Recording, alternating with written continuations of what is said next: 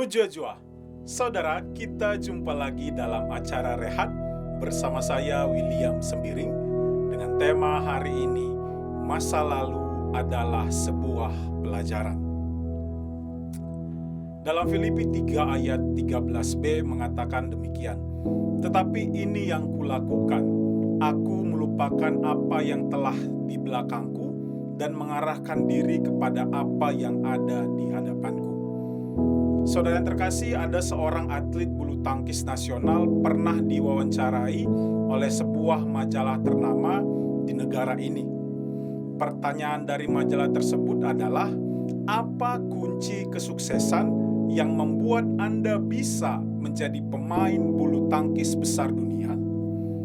Sang pebulu tangkis kemudian menjawab.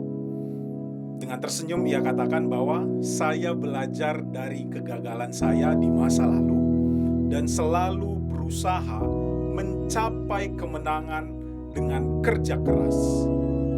Ya, bagi sang pebulu tangkis, masa lalu dan kegagalannya bukan sebuah hambatan untuk ia bisa terus maju mengejar mimpi-mimpinya.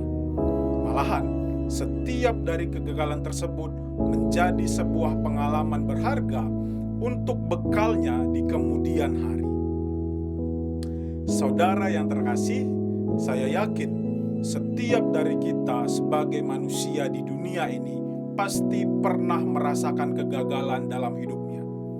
Ada yang mungkin gagal karena tes masuk perguruan tinggi negeri, atau ada mungkin anak kecil yang gagal dan terjatuh dari sepeda ketika dia mulai belajar menaiki sepeda.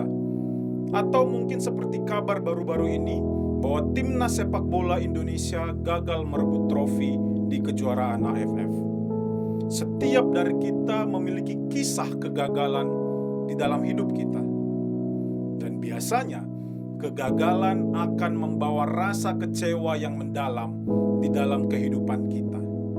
Entah itu hanya gagal mendapatkan baju baru ketika ulang tahun, sampai mungkin gagal dalam melakukan banyak usaha dalam pekerjaan dan aktivitas kita sehari-hari.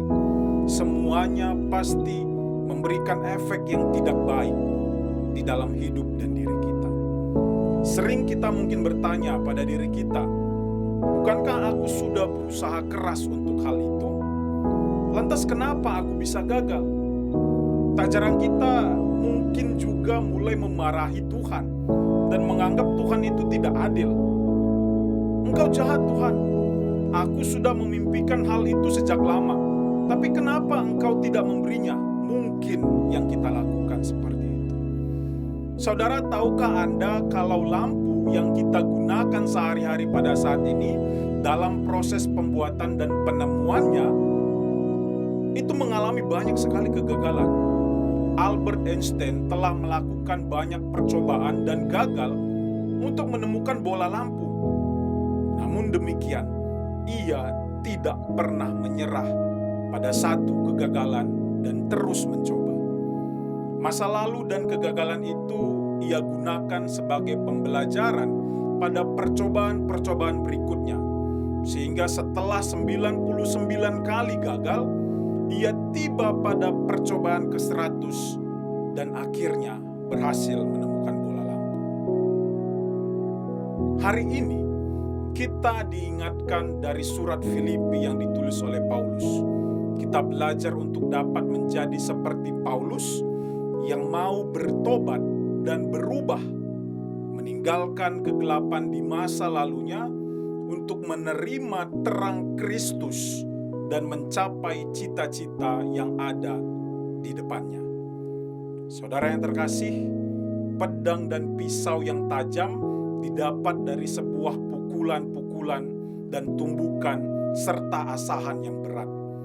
Layaknya hidup, jadikan masa lalu kita sebagai sebuah asahan yang mempertajam kehidupan kita menjadi lebih baik lagi, agar kita mampu mencapai keberhasilan yang ada di dalam Kristus dan di dalam kehidupan dunia ini. 1000 kegagalan tidak akan cukup menghentikan langkahmu jika engkau terus melanjutkannya ke angka 1001 dan seterusnya. Kiranya firman hari ini memberkati dan menguatkan kita, dan Tuhan senantiasa menyertai kita. Mejua-jua.